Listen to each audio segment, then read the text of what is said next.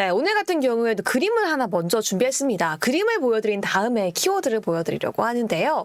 이 그림은 제가 간밤 미증시를 보면서 느꼈던 분위기였어요. 일단 뒤에 있는 부분은 폭풍 전야고요. 그리고 앞에 있는 남성이 뭔지 모르겠다라고 말씀하셨는데요. 민주식 얘기하고 있는 남성입니다. 약간 CPI, PPI 물가지표가 발표되기 전에 시장은 의외로 고요했는데요. 시장에서 별다른 이슈, 악재도 호재도 없는 분위기 속에서 굉장히 민주식이 활개를 치고 급등했던 시장의 분위기가 연출됐었습니다. 과연 어떤 분위기가 연출됐었는지 시장의 이슈들 하나씩 분석해 보도록 하겠습니다. 일단 간밤에 미증시 3대 지수는 혼조 마감했습니다. 조금 더 생각해 봐야 할 거는요. 계속해서 혼조세를 보긴 했었지만 다우 지수는 8거래일 연속 상승했었죠. 하지만 기대 인플레이션이 전일 큰 폭으로 상승을 해주면서 다우 지수는 9거래일 만에 하락 전환했다라는 점도 우리가 특징적으로 기억해야 할 포인트입니다. 어쨌든 시장 전반적으로 한마디로 요약을 하자면 PPI와 CPI 발표를 앞두고 전반적인 관망세를 보였다라고 할 수 있을 것 같은데요.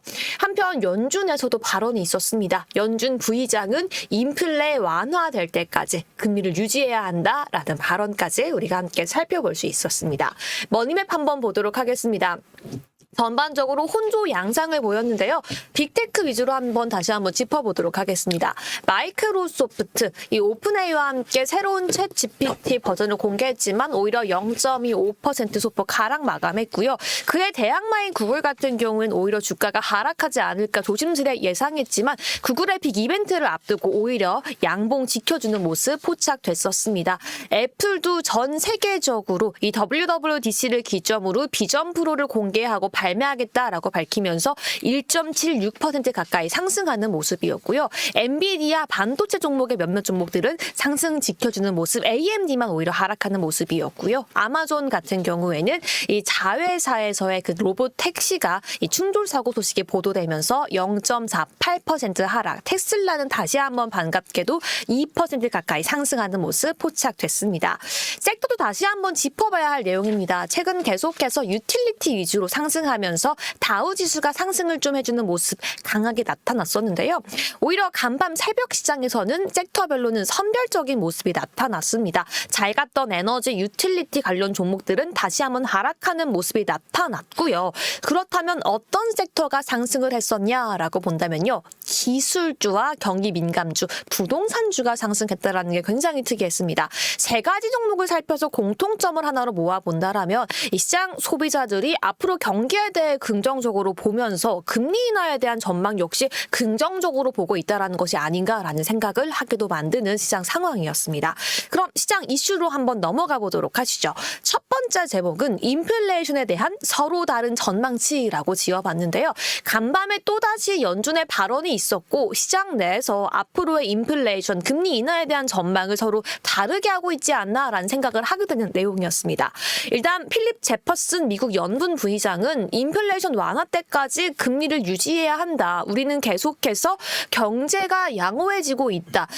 물가 압력 하후퇴 근거를 찾아야 한다라고 이야기를 발언했습니다. 어쨌든 시장에서 그렇게 비둘기파적으로 받아들일 수는 없는 의견이었죠. 하지만 시장에 큰 충격은 없었고요.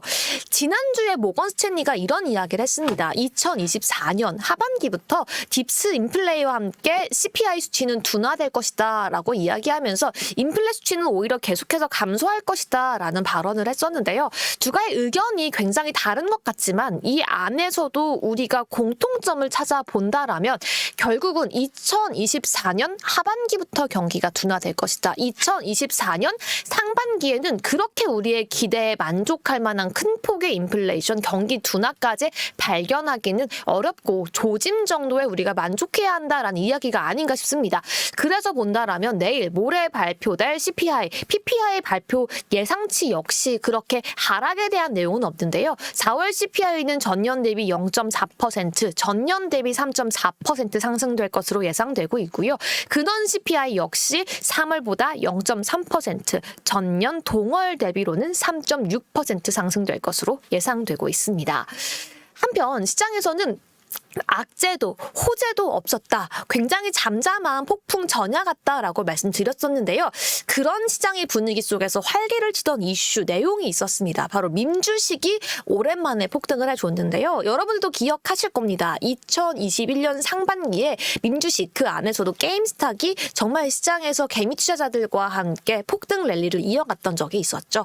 그때 대장 개미라고 불리면서 이 게임스탁 폭등 랠리를 이끌었던 로어링 키티가 다시 한번 활동을 재개하겠다라며 3년 만에 X에 이 가운데 있는 사진을 올린 건데요. 시장에서 다시 한번 개인 투자자들은 밈 주식에 대한 기대감 속에 그때 함께 올랐던 게임스톱과 AMC 등 이른바 밈 주식이 함께 폭등했습니다. 게임스톱 80% 가까이 상승했고요. AMC 엔터테인먼트는 조금 더 많이 올랐습니다. 거의 90% 가까이 상승하는 모습이 하룻밤 사이에 일어났고요. 그 외에도 레딧과 관련된 종목들도 함께 상승하는 모습이었습니다. 하지만 일부에서는 밈 주식이 올랐던 이 현상 자체를 재밌게 하나의 해프닝으로 볼 수도 있다라고 이야기는 하지만 오히려 시장 거품에 징조이기 때문에 밈 주식이 지금 시장 분위기에서 다시금 폭등하고 주목받는 것이 아닌가라고 이야기를 하고 있어서 제가 2021년 당시와 현재를 좀 비교할 수 있도록 시계를 조금 늘려서 나스닥과 S&P 500 차트를 한번 준비해 봤습니다.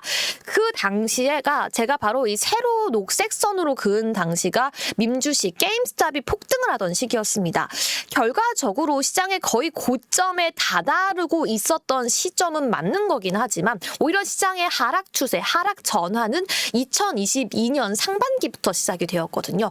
결과적으로 우리가 볼 수 있는 건 어떻게 보면 지금 현재 밈 주식, 이 게임스탑 같은 종목들의 80%, 90% 상승이 시장의 버블을 의미하는 게 맞다라고 볼 수도 있지만 맞다라고 한들 아직은 시장에 2021년 중후반부터 2022년 초반에 있었던 또 한 번의 한 방이 남지 않았을까라는 기대 역시 함께 만드는 징조가 아닌가라는 생각을 할 수 있을 것 같습니다.